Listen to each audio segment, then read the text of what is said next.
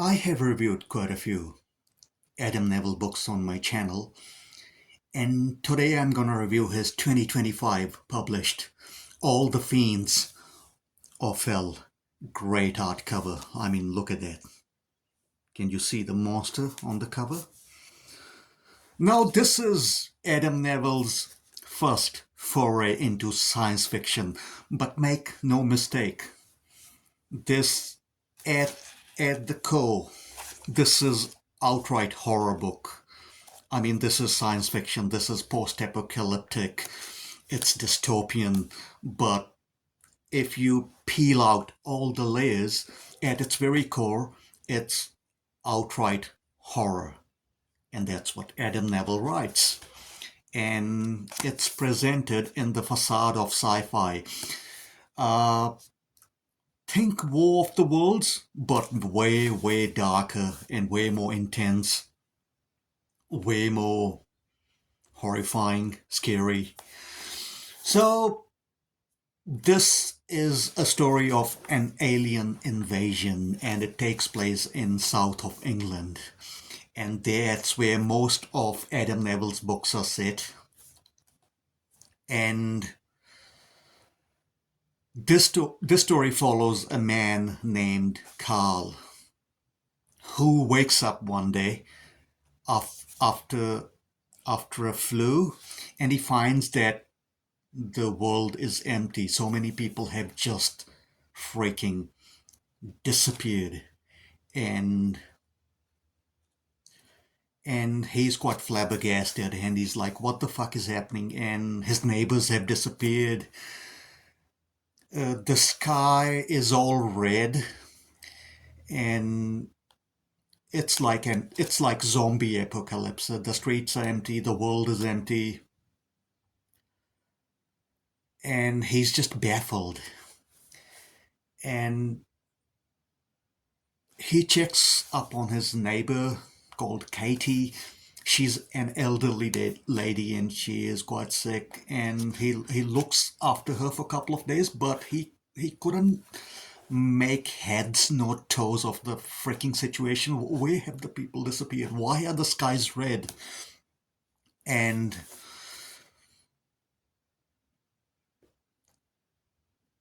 he stumbles across two young kids, a girl named, what was the name of the girl? I forgot for a second. He stumbles upon two kids, a girl named Haley and a boy named Jack. Jack is 12, girl is Haley, and they are orphans. Their parents have disappeared into, don't know where they disappeared. And as he's foraging for food for Katie and himself, and he's going around the market, the city, the town, he stumbles across these two kids. And keep in mind, they're gonna be spoilers. I'll try to keep the spoilers minimum, but if you don't want any spoilers, click away now and come read the book, come back later and let me know what do you think of this book. So he stumbles upon these two kids. Haley is 6, the girl, and the boy is Jake. And they are in this ice cream shop, and they are just eating all the sweets, and they have rucksacks. And Carl is like in his 40s, and he's like, shit, I mean, he hasn't stumbled upon police or army or anyone who can explain what's happening, but on these two kids. And he's like, what shall I do? Shall I leave them? Shall I look after them? I mean, who the hell am I to look after these kids? And very, very reluctantly, he decides to look after these kids. And now, Carl is not remarkable in any way. He's just an average, ordinary man. He had a failed marriage. His wife left him for an old flame. It's mentioned in the book, and his failed marriage. He has no job, no career, and no family, no nothing. He's not well built. He's not a celebrity. He's not a superhero. He's a nobody. He'll be invisible to anyone in his life. He's just an average man. And the transformation that he goes through from this ordinary man at the end of his story arc, his journey, he has to step up in this story. He has to man up to face the horrors and to look after these kids and the challenges and the hardship and the absolute horror that he goes through. It's astounding, and all the way you're rooting for him, you're really rooting for Carl, and you're like, this fella, this nobody becomes something else by the end of this book in a good way. And in these two kids, he finds a purpose because he was just fucking drifting through his life, and he finds a purpose to save these kids. Now, these kids are very smart. At few points, Carl's eyes well up with the tears, and he looks at Jake. Jake is only 12, the brother, and he's actually looking after Haley, and he's like trying to placate her, telling her that her parents will come back, and he's playing the big brother only at the age of 12. And Jake is quite a hero in this book, and sometimes Jake's showed so much bravery that it even dwarfs Carl, and Carl is like, wow, this boy at 12 has to become a man for her sister. And both these kids are well written. And Carl is well written, like I said. He has a great story arc. He's just an ordinary man, but he has to man up. He has to face up the challenges. And it's not easy, but he rises up to the challenge. And this becomes this reluctant hero that you outright root for in this book. And this book also has a human bad element. A guy called Bob, who's like a douchebag, and Carl and the kids stumble on him, and he thinks of himself as the hero, the savior. And like I said, they're going to be spoilers, so click away now if you haven't. But being said that, I'm going to carry on. Bob kidnaps Haley, and he shoots Carl in the arm with a shotgun, and you're like, the fuck? The bad guy has taken the girl, and a hero is shot, and the brother is only 12, and the aliens are on their back. And the aliens, don't get me wrong, they are not like War of the Worlds. The story is like that, but the aliens in this book are scary. And they take no shit. And in this book, you will, if you have read The Ritual by Adam Nevill, or if you have seen the movie, you will see the reference to The Ritual where the deaths are pretty freaking gruesome, and the way the dead bodies are displayed over the trees, their heads twisted. It's quite gruesome. It's quite an intense horror book, and it's definitely not for the kids. It's quite a horrifying horror book. And all these aliens, when they kill people, they leave the totems of the big pile of dead bodies behind, like jumbled up, twisted heads, torn limbs, and it's quite well written. If you have seen the TV series Hannibal, and there was one episode where there's a big tree of the dead bodies, and it's quite, I pictured like that when Adam Nevill is explaining the dead totems that these aliens leave behind. So when most of the population of the South England, and we don't know if it's of the entire world, disappeared, in the book that night is called The Night of the Bells. And the people who were a bit sick, like head flu, like Carl, and over in the beds were left behind. The people who were in the hospitals, who couldn't walk outside when the bells started ringing, they were left behind. And now the aliens are coming back.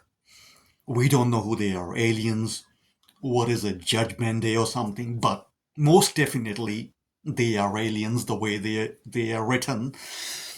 And they're coming back for whoever is left now, and the way they kill is quite gruesome. And the only thing standing between these two little kids and the aliens is a hero, Carl. And it's so well written. It's all the way like I'm repeating. You are just rooting for this guy. And this douchebag Bob kidnaps this little girl and shoots Carl in the arm. And now Jake and Carl, the 12-year-old boy Jake and Carl, has to defy all the odds and has to find Bob, find Haley, and the story just ramps up and it becomes like this chase in this post-apocalyptic wasteland where aliens are hunting them. Bob has kidnapped the girl. It just becomes a chase, and it's so well written. It's post-apocalyptic. It's just outright dread. The dread just seeps out of every page. And I read this book at the breakneck pace. I finished this book in 2 days. It's how many pages is this? Now this is like 300 something.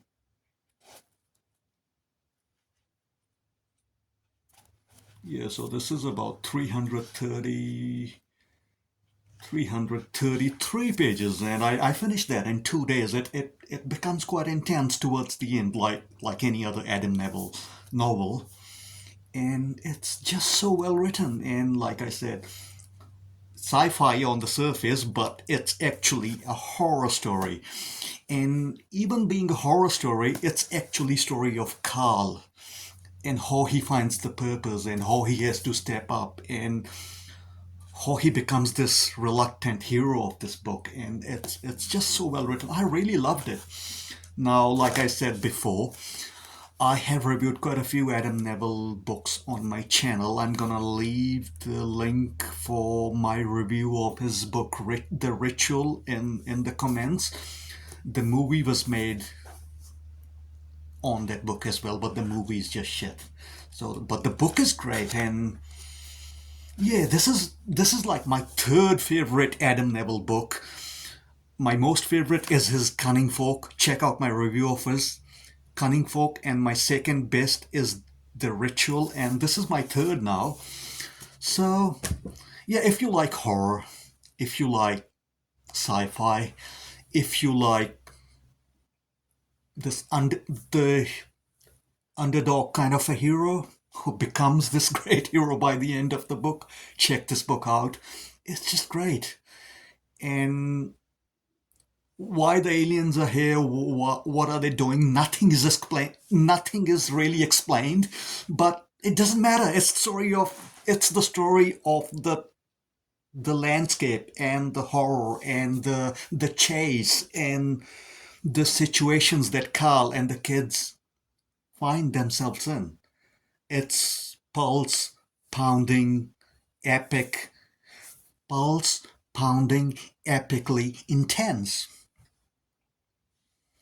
And yeah, Adam Nevill writes great horror, and there's nothing, no boring page in here. He doesn't get verbal diarrhea like Stephen King does every now and then. Like when I started this, I thought, oh, this is going to be like another The Stand, but this is nothing like The Stand. It's way more intense, it's way more scary, it's way more horrifying, and it's fast-paced. And like I said, it's a post-apocalyptic story. It's dystopian, but it's also a story of the chase when they have to chase this bad guy who kidnaps Haley. and I loved it. I loved it. I would rate it a solid 9 out of 10.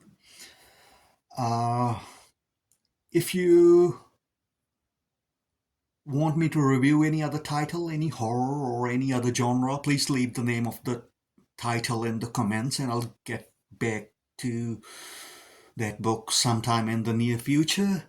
And if you like my channel and content and the books I review, please subscribe and like, and I will see you all sometime in the near future. In the meantime, keep on reading great fiction. Bye for now. Cheerios.